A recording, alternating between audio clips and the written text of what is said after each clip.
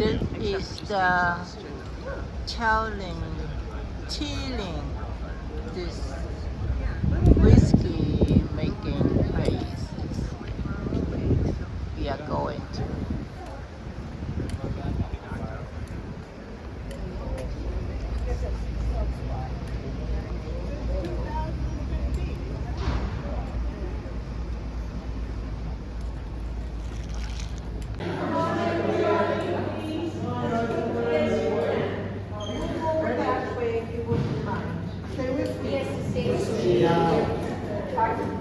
Oh, yes, sir.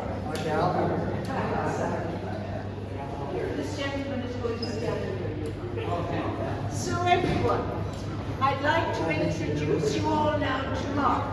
And Mark is going to be your guide here, and he's a terrific guide, and you'll have lots of fun. And then at the end of it, I will see you at 4 o'clock in the shop. So I hope you all enjoy it, and I'll meet you then, all right? So very important last 4 o'clock. Okay, thanks very much. Hi guys, is this your car? Can you guys hear me? Yes. Okay. Well, now, hello everybody. Hello. My name is Mark. I'm going to be your tour guide for the next little while. I can hear from your accents that you've had a bit of a journey to get here already. But we're going to go on another little journey now. We're going to have a look at the journey of the history of Irish whiskey. We're going to take a quick look at the journey that our company has been on here at Teeling. And then most importantly of all, we're going to have a look at the journey of the whiskey itself. All the way from the grain to all of your glasses, which I promise I will have in front of you all very, very soon, because I know that's really why you're all here at the end of the day. So guys, have we all come from the same place, or are we all from different places all over? All different places. Okay, well what about you, sir? Where are you from? Connecticut. Not too sure, we've gone for Connecticut. Very good. Anyone else in from Connecticut today?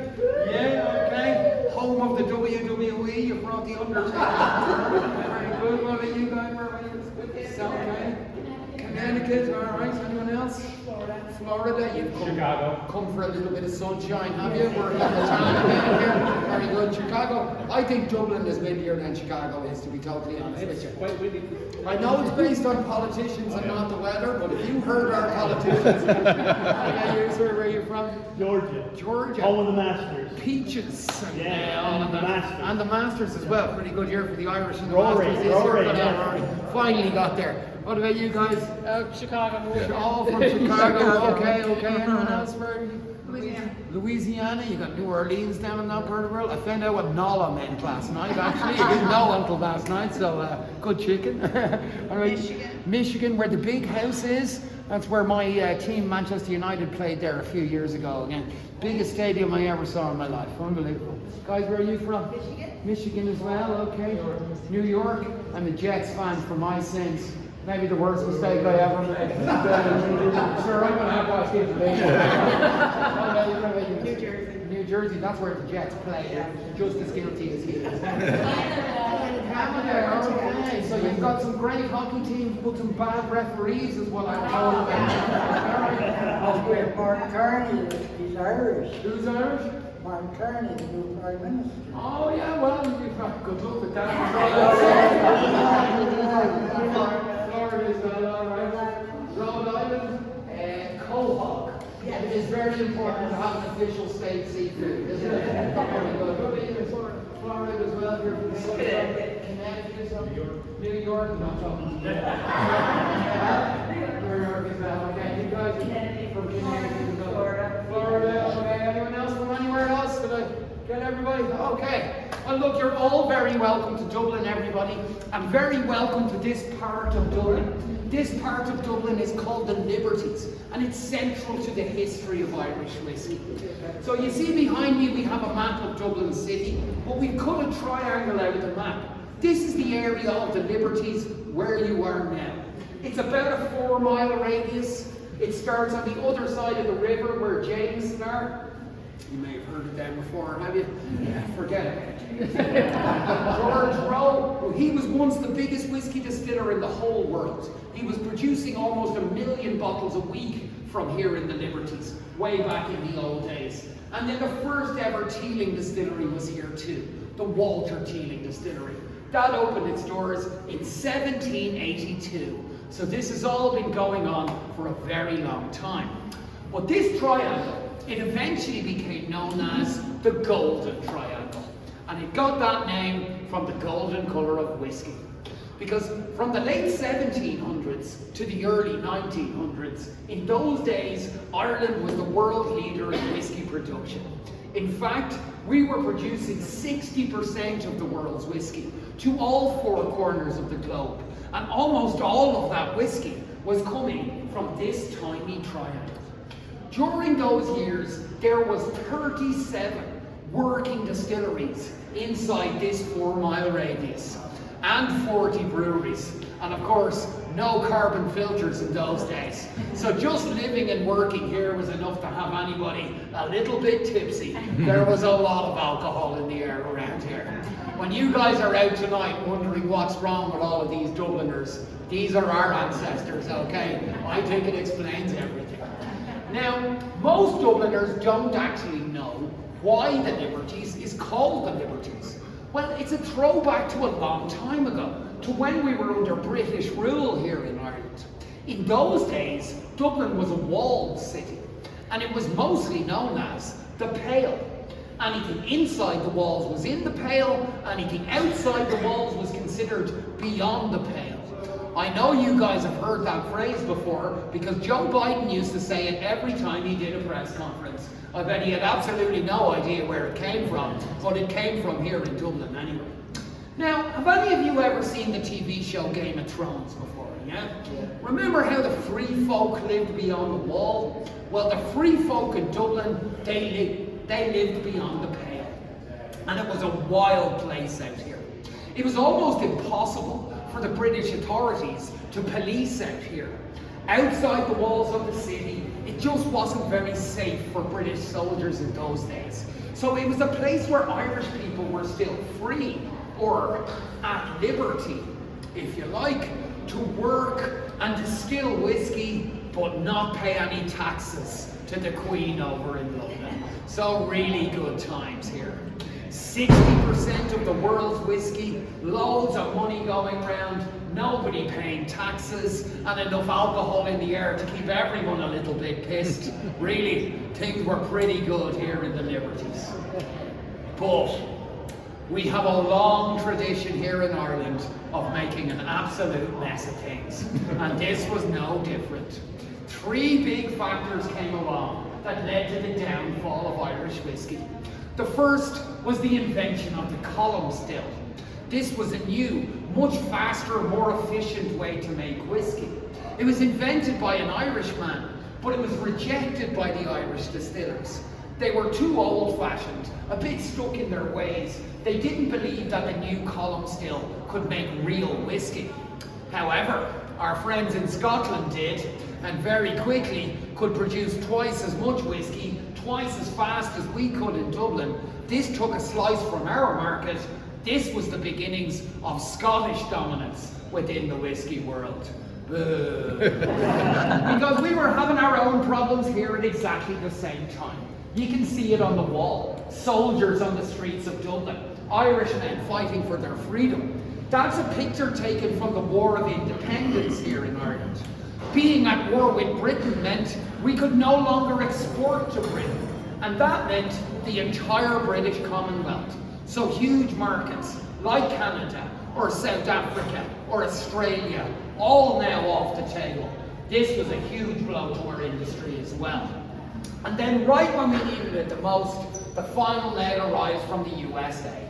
You can see it there. 3 American police officers, in my opinion, committing a crime themselves. We call that alcohol abuse here in Dublin. But that, of course, is the introduction of prohibition into the USA. 13 years of no alcohol in America. Quite possibly the worst idea anyone ever had. And with it, Ireland's biggest market was gone overnight. And the decline was very steep. We went from 60% of the world's whiskey all the way down to 2% of the world's whiskey. And guess what, everybody? we drank 1% of that ourselves. This left no room for profit at all. And we saw that reflect in the Golden Triangle as one at a time we saw all 37 distilleries, every one of them, either go out of business completely or else they're forced to leave Dublin in order to stay in business. Jameson, they moved down to County Cork, where the land is a lot cheaper, and as any Dubliner will tell you, the mountains are so tall that the people there can't get over themselves, so Jameson feeling great. George Rowe, the biggest in the world, went out of business. Walter Teeling also went out of business at that stage. He had no idea then that 200 years later, all of this would happen, and we'd be here talking about him, so you know, fair play, he got something started. Powers, one of the biggest companies, they were the last to leave. They closed their doors here in Dublin in 1976, and that was it. The spiritual home of Irish whiskey came to a complete stop, and not a drop of whiskey was produced in Dublin for 50 long bad years after that. Bad times for Irish whiskey, and for the people in the Liberties.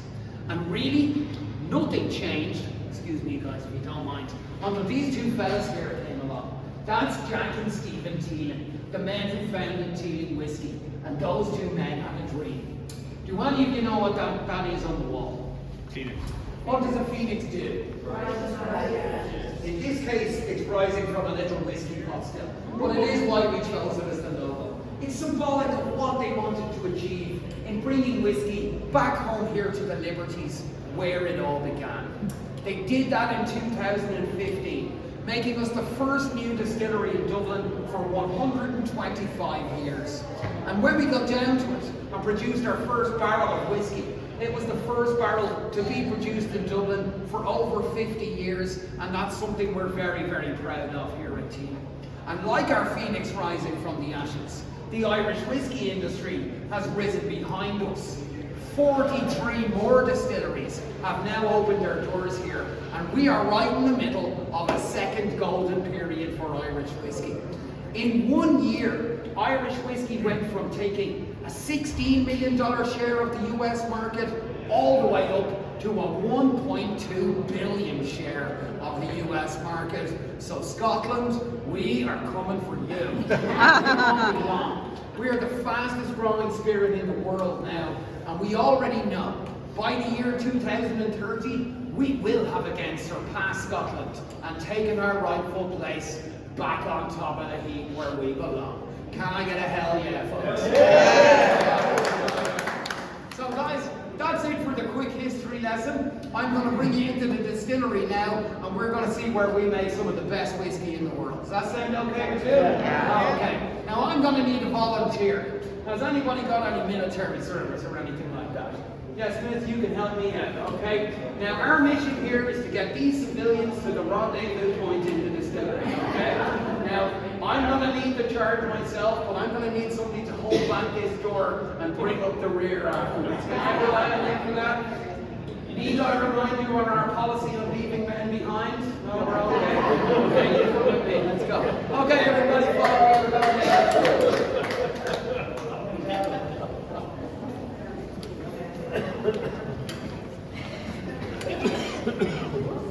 History.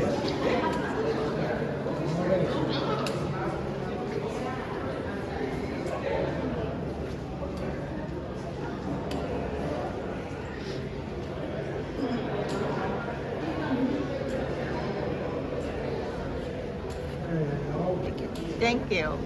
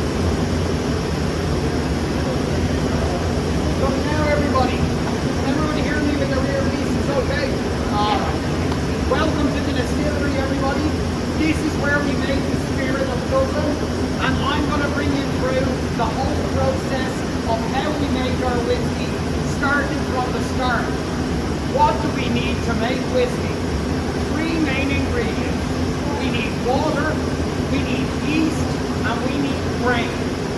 Now, I'm sure you've noticed there's absolutely no shortage of water here in Ireland. It rarely stops raining. Water is just not a problem for Irish whiskey. Now, the grain we use here traditionally is barley. In Ireland, we use two kinds of barley. We use malted barley and unmalted barley. And this is one of the big differences between Irish and Scottish whiskey. In Scotland, they only use malted barley. Here, we use both kinds. Why do we use unmalted barley? It makes very smooth whiskey, and that's what Irish whiskey is famous for. Now, the first thing that we have to do is grind up the barley. And we do that over in the corner in that machine that's making all the noise right now. It's called the wet mill. Very simply, everyone, it does what every other mill does. It grinds the barley down into a coarse powder that we call grist. G-R-I-S-T. You might know it as mash or a mash bill, but in Ireland we call it grist. It takes us about 2 hours, and when it's finished, it looks a little bit like porridge or oatmeal in its consistency. Once it's right, we take it from the mill and we add it to this machine. It's called the lager tun. It's the most advanced bit of technology we use. And basically, we take the grist from the mill, we add some hot water, we heat it all up to 66 degrees, and then stir the life out of it. Now, what we're really doing here is, we're trying to absorb all of the goodness that's in the barley. Things like starches, sugars, enzymes, we're trying to soak all of that away from the grain and into the liquid. It takes 4 hours of very, very slow stirring to really soak up all of that goodness. But once we have, we'll then drain the liquid away from the grain and send it over here to one of these open fermenters. We now call that liquid wort, W-O-R-T, and it's a very, very sweet, sugary liquid. Also, just to point out, the grain that's left over here, we don't waste that either. We recycle everything here at Teeling. So this will all be sent down to the countryside to be used as animal feed. There are 6.5 million big hungry cows here in Ireland. And we're hoping if we feed the cows enough of this, someday they might start producing whiskey themselves, which would save us a lot of time and trouble. I think that's how they make whiskey over in Scotland, I'm not really sure. Anyway, we've now taken the wort and we've added it to one of these open fermenters. This is where we add the yeast. Now, something very unusual about our whiskey is that we use a blend of 2 different yeasts here. We use traditional distiller's yeast, like all the other companies, but we also use South African white wine yeast. We're the only company in the world to do this. So this is something that makes us a little bit different, even from the other Irish whiskies out there. So all we're going to do, we're going to let the 2 yeast and the wort all chemically react together for 24 hours in the open fermenter. Now, do any of you know anything about beer brewing? But know how to make beer? I'm sure you've noticed by now. What we've done so far is make the beer. The secret to making a good whiskey is making a good beer in the first place. This is why they've got no good excuse over in Germany for having such horrendous whiskey over there. They have some of the best beer in the world. It makes absolutely no sense. But thank God for Ireland, they haven't figured that out yet. We've made a beer here. It is 8.5% alcohol. You can drink it, it won't do you any harm, but it's going to taste a bit strange. We don't add any hops or anything for flavour. All we want to do is allow the beer to ferment for 24 hours in the oven fermenters, let all the carbon escape, and then we'll keep it in one of these steel fermenters for another 5 or maybe 6 days, depending on what whiskey we're making. Once the beer is fully fermented, we call it wash, and it's ready now to be distilled. So, if you'd like to come over here with me, I'll introduce you to these three ladies.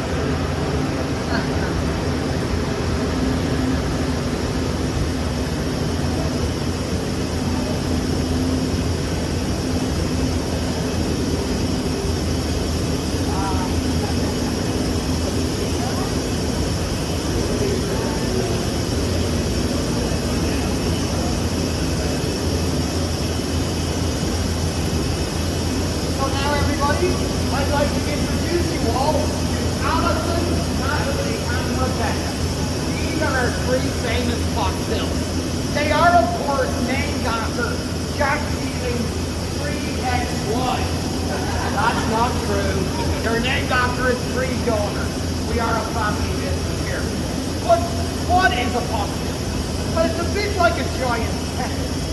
Alcohol boils at 78 degrees. So, we take some wash, we fill Alison up, and then heat Alison to 80 degrees. And that way it's easy to boil off the alcohol, but leave the rest behind. Now, when the alcohol boils, it forms a kind of a steam or a vapor, just here at the base of the cone. It then rises, makes its way around the swan's neck, and it cools down again and turns back to a liquid in the cool column behind. So after distillation number 1, the spirit will go from 8.5% alcohol all the way up to 35% alcohol. So we're getting stronger and cleaner as we go. Now of course, in Ireland, we distill our whiskey 3 times. Everywhere else in the world, only do it twice. Do any of you know why we do it 3 times in Ireland? It's because our whiskey is 3 times better than everybody else. Very simple, really. You can see some spirit from Alison sitting in the first glass bowl of the net. At this stage, it's still a little cloudy, not very clean.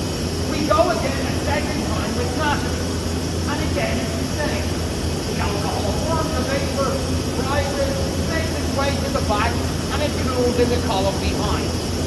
After distillation number 2, the spirit is now at 65% alcohol, 130 proof. So it is quite strong, and it is quite clean. Good enough for Scotland, not good enough for Ireland though. We're going one more time. We can see some spirit from Natalie sitting in the centre bowl. That would meet the standards anywhere else in the world, but not here. We're going one more time in the back. And again, the very same. The alcohol forms a vapor, makes its way to the back, and cools in the column behind. So after distillation number 3, the spirit is now at 85% alcohol, 170 proof. So it is very, very strong and very, very smooth. You can see some of the spirit from Rebecca pouring into the last glass bowl there on the right. And you can see from here, it is now crystal clear. But more importantly than that, it is also now free of all impurities. And this is the real reason why we distill 3 times. The more impurities we remove from the whiskey, the less of a hangover you all have tomorrow morning. We are doing you a favour. You're all very welcome. And this is why we do it. We want that spirit to be as clean as it can be, and then we can all have a drink tonight and still go to work tomorrow morning without that nasty headache. So as it stands, the spirit is 85% alcohol, very strong, very smooth, perfectly clean, and it's ready to go into a barrel and begin the maturation process. So I'm going to bring you upstairs, I'm going to show you that process, but if you want to take a quick photograph, now would be a good time, guys. Here, it's over there.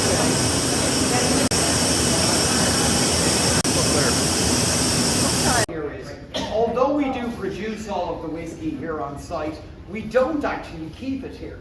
We've got a storage facility 90 kilometres north of Dublin. It's in a place called Greenore in County Louth, which is really the middle of nowhere. and there's a good reason to keep it there. On any day, there are 25,000 barrels of highly flammable liquid being kept in that building. Slight fire hazard. It just makes sense to keep it in the countryside. If there's a fire, at least the damage is minimal. We learned this the hard way here in Dublin. We had the Great Whiskey Fire here in 1875. It started in a place called the John Busby Distillery. It's the only thing that man is famous for, God bless him. But it found its way inside the walls of the city, inside the Pale. And so a huge part of Dublin was destroyed and over 30 people lost their lives that day, including 2 clever Irish people who thought it would be a good idea to drink some of the new-made 85% spirit that had escaped one of the distilleries. They scooped it up with their shoes, they drank it from their shoes, they went blind, and they died as well. So we stopped drinking whiskey out of our shoes here in Dublin after that. It doesn't do you a lot of good. To be completely honest, guys, we don't know whether that story is really true or not. It's just we've been telling it now to American tourists for 150 years, so we can't stop. It just wouldn't be fair. In the other version of the story, everybody dies of alcohol poisoning, so you can believe whatever you like, okay? Now, guys, a very big part of everything we do are the barrels themselves. So you can see we've got barrels of all different kinds from all over the world. Port, Madeira, rum, bourbon, Cabernet Sauvignon, you name it, we have it, we use it.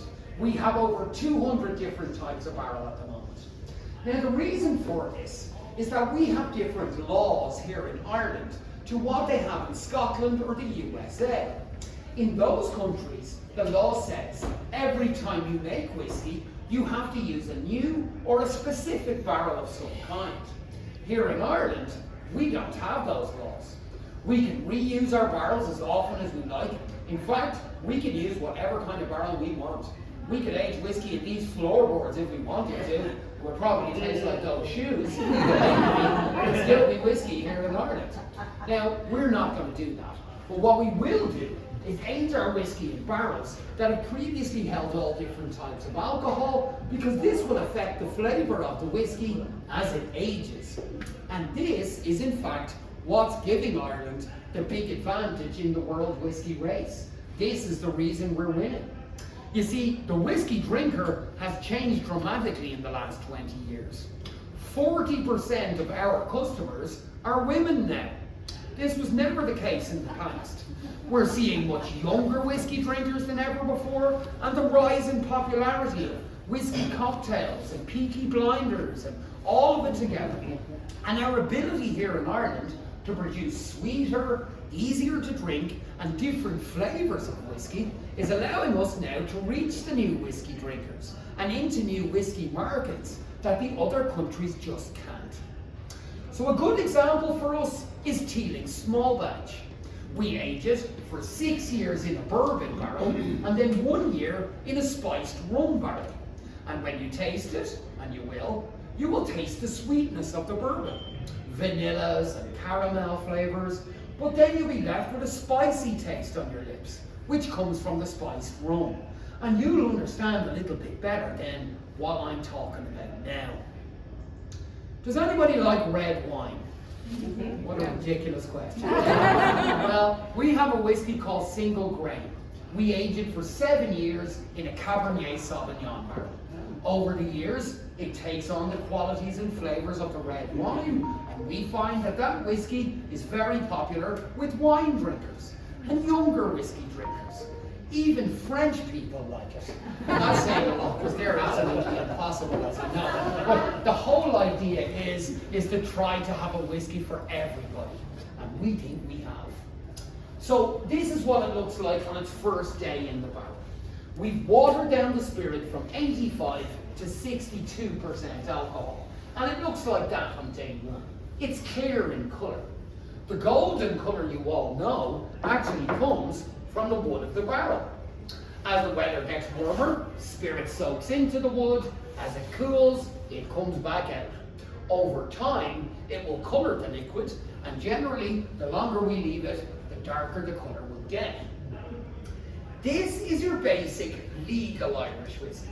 Now, to be considered legal, It must be at least 40% alcohol. It must be distilled, barreled, and aged in Ireland for at least 3 years and 1 day. Now in Scotland, they only do this for 3 years. Here in Ireland, 3 years and 1 day. Anybody know why that is? Yes, yes, sir. It is just to be 1 day better than the Scots. We are genuinely that pencil.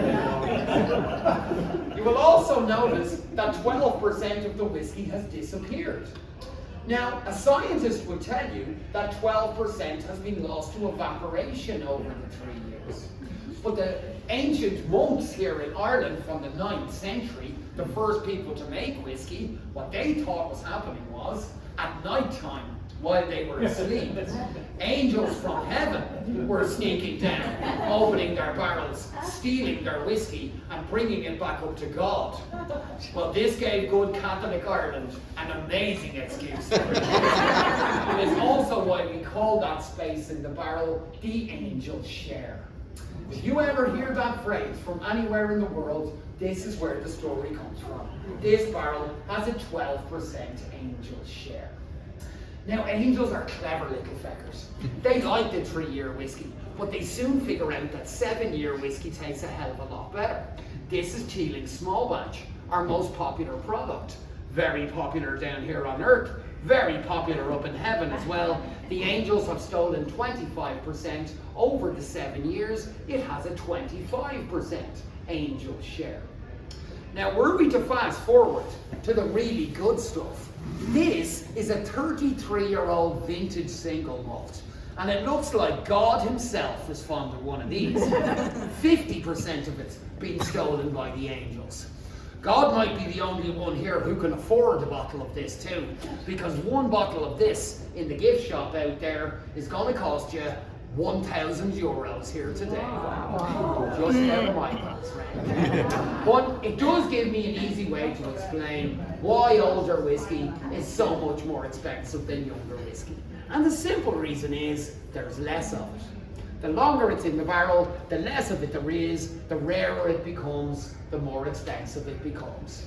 And if any of you do buy a bottle of this today, you make sure and tell them Mark sent you to the gift shop. That'll be a big help. Thank you very much. On this, he did not put his 3 children into barrels. That became a crime recently here in Ireland. We ran out of pot stills to name after daughters. So instead, the day they were born, they were all filled around a barrel of whiskey, which will be given to them on their 21st birthday. So they're going to be very rich and very drunk all of a sudden. Not bad.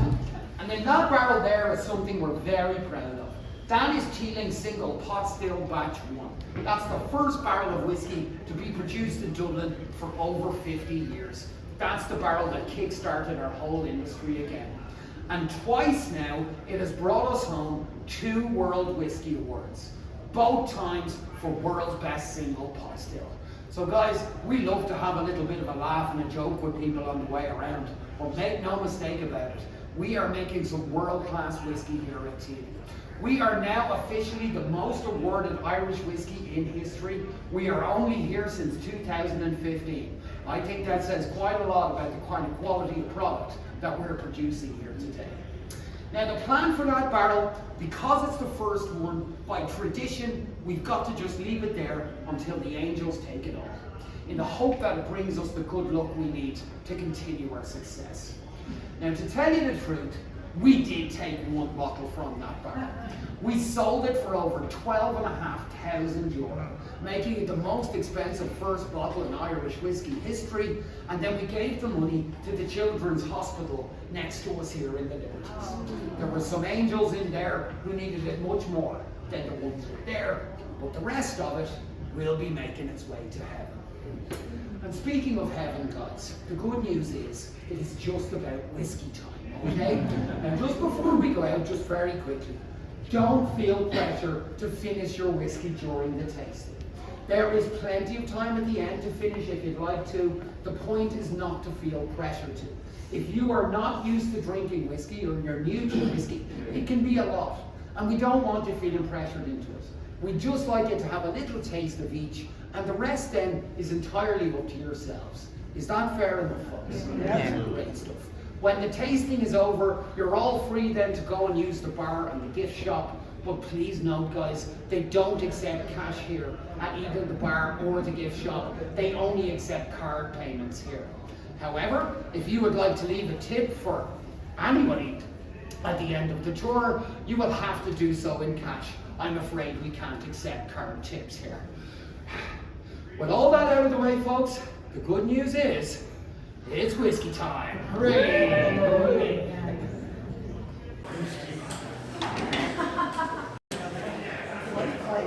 Okay, everybody.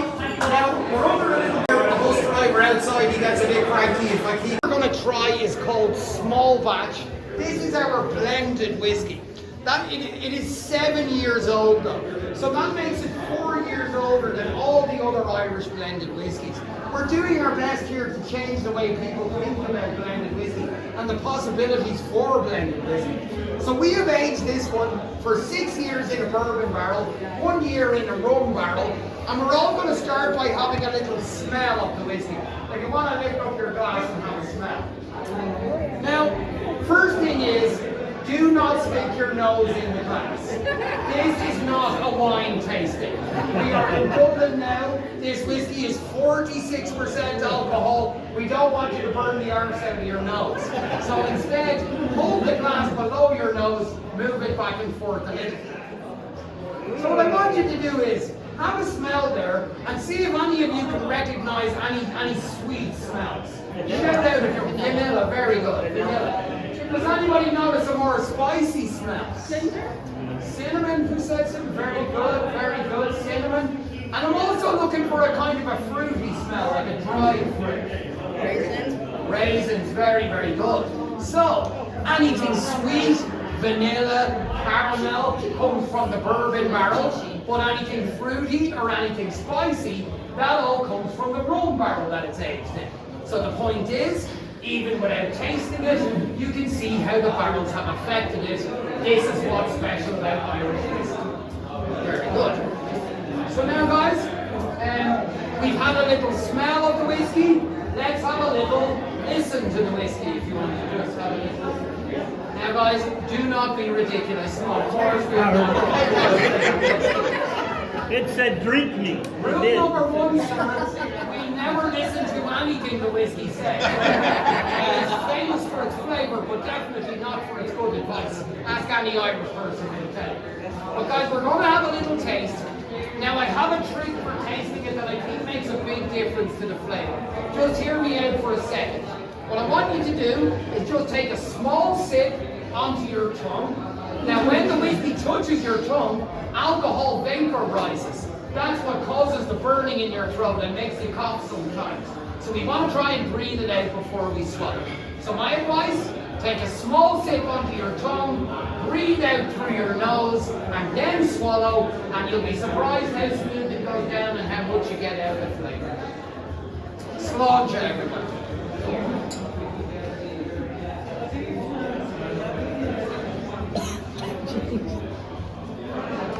Oh yeah. What do we think about that? Yes, good trick, all right. Are we all feeling a little bit better about life now? We like the small batch? Are you feeling that little tingle on the lips and tongue now? This is the rum barrel knocking on your door. We were the first company to ever age whiskey in rum barrels. It had never been done before. So when you see all the big companies out there doing it, you know where they got the idea from. We were first here at Teeling, and that's what we're best known for. Doing things a little bit differently, but at the same time in a very old-fashioned kind of way. This is our biggest seller, by the way, and you can buy it anywhere in the world. If you've got Total Wines near you at home, you can definitely get this in Total Wines, and some Costco's as well. So keep an eye out for us, please. So now, guys, you've also got a cocktail there in front of you, okay? Now, just very quickly, I need to give you a fair warning first. These cocktails are extremely strong in alcohol. They just taste like there is no alcohol at all. And the reason is that we've hidden a secret ingredient in them that magically hides the flavour of alcohol. This is a great trick for you to learn today and take home with you, okay? So go ahead and have a little sip of that. See if any of you can guess or figure out what the secret ingredient is. It's not easy, but the orders, they are very strong and they taste like a glass of juice. Just shout out if you've got any guesses. Not cinnamon, no. Nutmeg, no. No. Allspice, no. Cardamom, no, miss. Ginger? Pineapple, no. Not ginger, no. No. No secret there.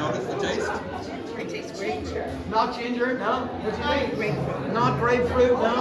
Ice, no. No. Lemon, no. Will I tell you what it is, guys? It's not grapefruit or oranges, no. We're a long way from Florida. Will I tell you what it is? The secret ingredient in the cocktail is chamomile tea. And this is a very useful trick for you to know. If you're ever at home making cocktail for your friends, you can put all the alcohol you want in, but if you brew up some chamomile tea and you put it on top, it'll hide the flavor of the alcohol. Let me show you. In that tiny glass there was twice as much whiskey as there was in that glass there. And there's some vanilla liqueur in there. Alcohol. How much alcohol do you taste, guys? Chamomile tea. It's a very effective drink. This is the recipe for the cocktail. I'm going to leave it there at the end of the tour. It's your job now to take a photograph of this recipe, go home to where you're from, make this cocktail, and get everybody good and drunk, okay? It says put a cat out tea on the board. That is chamomile tea. That's the brand we use. You can use any kind of chamomile, and it will have the same effect. So guys, I'm afraid that is all from me. I'm sorry to rush you a little bit there at the end, but we're under a little bit of time pressure with your bus outside there. So just before I go, if you want to get a quick whiskey, the guys at the bar have all of our other whiskies. They've every kind of cocktail too. And if you'd like to buy a bottle, well, you just can't get out of the building without going through the gift shop. It is almost like we designed it that way. If you do want to buy a bottle, we've got a whiskey called Distillery Exclusive. We only sell here in the building and nowhere else. So if you want to get yourself a little something special, that's what I'd recommend. Other than that, guys, just to say it was my pleasure to bring you around today. What a fun! I have really enjoyed that. That is really good. Thank you all for coming in, and have a great time here in Dublin, everybody. If you did enjoy your tour, you can do me a favor. If you did enjoy your tour, my name was Mark with a C. Give us a shout out on TripAdvisor if you did have fun today. It's a big deal to me to get my name mentioned. It keeps my boss off my back. He's a big fella. Yeah, you'll be doing me a favor. Yeah. If you didn't like it, my name was Brendan and you never saw it. Okay. Guys, thank you all so much for coming in. Have a fantastic time here in Dublin. Well done, everybody.